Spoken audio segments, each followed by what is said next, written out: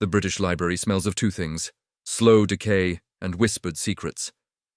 I was there, cross-referencing marginalia in a second folio of Shakespeare's works, when a librarian placed a small, nondescript box on my desk.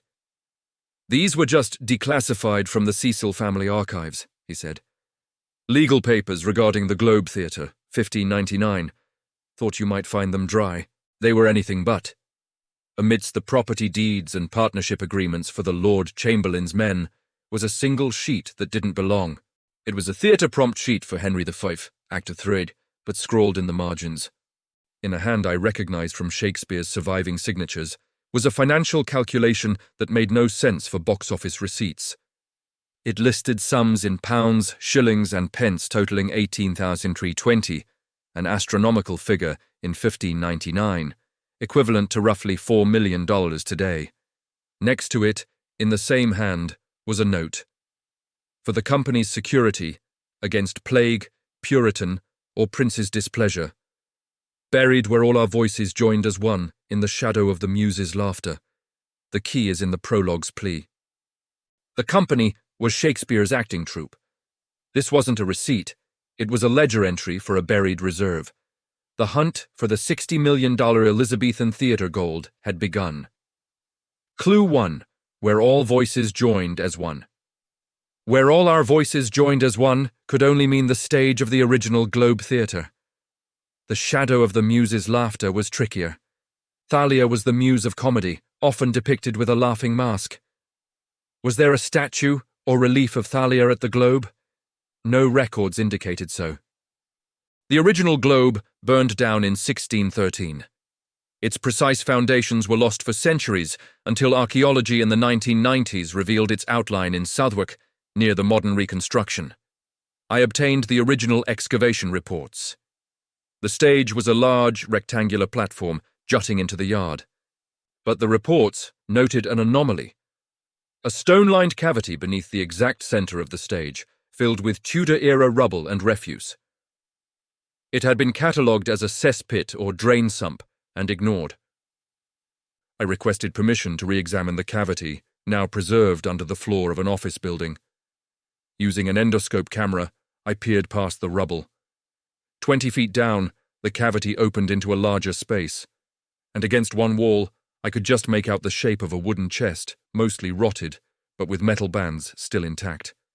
But how to access it? The building above was protected. The key is in the prologue's plea. Which prologue? Shakespeare wrote many. But the prompt sheet was for Henry V. Its famous prologue begins, "Oh, for a muse of fire that would ascend the brightest heaven of invention." A muse of fire. Not Thalia, but inspiration itself, figured as fire. The shadow of the muse's laughter could be a shadow cast by firelight. At the Globe, the primary light source for afternoon performances was the sun. But for special effects, they used cressets, iron baskets of burning pitch. I researched the Globe's fire protocols. Records showed the main fire bucket station and sand pile was stage right, next to the tiring house, backstage. If a statue of a muse existed, it would logically be there, near the company's practical muse. The fire needed for light and spectacle. A 17th century sketch of the Swan Theatre, similar to the Globe, showed a carved wooden corbel of a laughing satyr holding a torch near the stage right entrance. Not a muse, but a spirit of comedy and fire. The shadow it cast at midday would fall across a specific floorboard. Clue 2, the floorboard and the sit-in key. Using the archaeological plans, I calculated the angle of the summer sun at noon in 1599. The satyr's shadow would have pointed to a specific section of the stage floor. That section, according to the excavation plan, was where the trapdoor to the hell, the space beneath the stage, was located. The modern building's basement gave access to the preserved archaeological layer. At the spot corresponding to the trapdoor, we carefully lifted a modern concrete slab. Beneath was the original compacted earth and the remains of oak floorboards. One board was different. It was thicker, made of elm, and had iron hinges on its underside. It was a small, hidden compartment within the stage floor itself. We pried it open. Inside was not gold, but a musical instrument peg, a tuning peg for a cittern, a lute-like instrument common in theatre music. It was made of ivory and ebony. Carved into its side was a line of text. Follow the river of words to the silent pool. The tune is G, the chord is sorrow. A tuning peg, a note. This was a musical clue. Clue 3, the river of words. The river of words could be the River Thames, beside which the globe stood. But silent pool suggested a still body of water connected to the river. Southwark, in Shakespeare's day, was laced with tidal inlets, marshes and ponds that filled and emptied with the Thames tide. One was specifically called the Silent Pool on a 1590s map. A deep spring-fed pond that stayed clear and still while the tidal inlets around it flowed muddy. It was located near Paris Garden, an area of animal baiting pits and theatres. The map showed a path from the Globe to the Silent Pool, running behind the Rose Theatre and the Bear Garden. The tune is G, the chord is sorrow. In Elizabethan solfege, G was sol, the note of the sun. Sorrow could be a minor chord, but perhaps it was more literal. I consulted a musicologist. The most famous song of sorrow in Shakespeare is Come Away, Death, from Twelfth Night, she said. The original setting by Thomas Morley is in G minor. She hummed it. The first 4 notes formed a distinct, mournful, descending pattern. At the site of the Silent Pool, now buried under a Victorian warehouse foundation, we used ground-penetrating radar. It showed an anomaly, a rectangular metal object about 5 feet down, at the pool's historic deepest point. We obtained emergency archaeological permission for a night dig to avoid disrupting the warehouse above. We dug. The pool was now dry clay. At 5 feet, we hit rotted planking, the remains of a small punt or boat. Beneath it was an iron strongbox, rusted but intact. It was locked with a combination lock unlike any I'd seen. It had 5 rotating rings, each inscribed with letters. The inscription on the lid read, A midsummer riddle guards a winter's store. What has keys but opens no locks, and space but holds no room. Clue 4. The riddle box. The riddle was classic Shakespearean wordplay. Keys could be piano keys or musical keys. Space and room are synonyms. The answer to the classic riddle is a keyboard, but not a modern keyboard, an Elizabethan virginal or harpsichord keyboard. The combination lock's rings had letters, not numbers.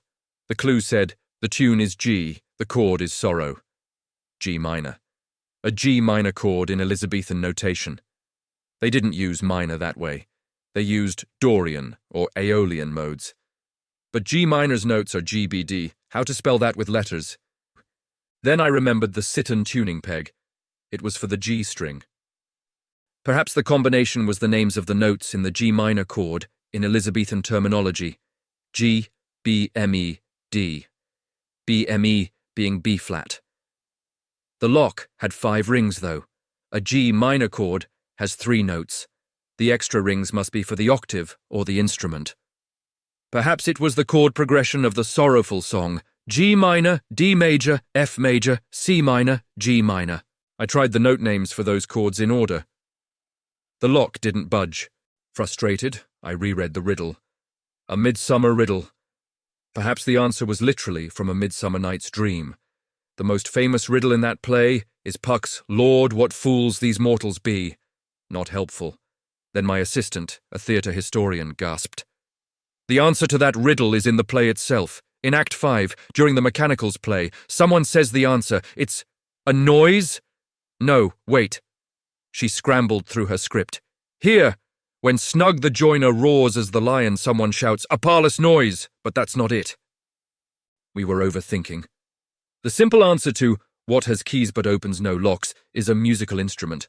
A harpsichord has keys. It opens no locks. It has space between strings, but no rooms. The locks combination must be a musical scale. The key of G with sorrow, minor. The G natural minor scale is G, A, B, C, D, E, F, G. I aligned the rings to spell G, A, B, C, D. 5 letters for 5 rings. With a satisfying click, the lock disengaged. The Lord Chamberlain's Reserve. The strongbox was heavy with the weight of centuries and gold. Inside, packed in hay that had turned to dust, were Elizabethan gold coins, angels, half-angels, crowns, and sovereigns. Hundreds of them, minted during the reigns of Elizabeth I and James I. They were the profits from packed houses at the Globe, from performances of Hamlet, Othello, King Lear. Beneath the coins were gold theatrical ornaments, a gold-threaded cape that had likely been Henry V's, a gold prop crown set with paste jewels, several gold rings from costuming. And at the very bottom, wrapped in oiled silk, was a thin ledger book. It was the secret financial records of the Lord Chamberlain's men from 1594-1613. It showed their true profits, their bribes to censors, their payments to avoid Puritan shutdowns during plague years. And on the final page, in Shakespeare's hand, was the justification. For the company, that the play may always go on, though heaven fall or king frown. This is our anchor against the storm. This was their emergency fund. In an era when theatres could be closed by plague, religious fervour, or royal whim at any moment, they had salted away a fortune to pay the actors, the playwrights, the stagehands, and keep the lights burning until they could perform again. It was the ultimate act of artistic preservation, the curtain call. The discovery was handled by the Museum of London Archaeology and the Shakespeare Birthplace Trust. The coins alone, by numismatic value, were worth $40 million. The artifacts and the ledger, for their historical significance, were valued at another $20 million. Total, $60 million. But it would never be sold. It was donated to the Shakespeare Globe Trust, on condition it fund perpetual scholarships for actors and playwrights, exactly what the company would have wanted. I received no finder's fee. My reward is knowing that the world's greatest playwright was also a shrewd, practical businessman who loved his craft enough to bury a fortune to protect it. The gold wasn't for greed. It was for art's survival. Sometimes, in the modern Globe, when an actor speaks the prologue to Henry V, I look at the stage and smile. The play did go on, through plague, fire, Puritan closure, and centuries of change. Because 425 years ago, a company of players buried an anchor. And now finally that anchor has been raised, not to weigh them down, but to lift up a new generation of voices, joining as one in the shadow of the Muse's eternal laughter.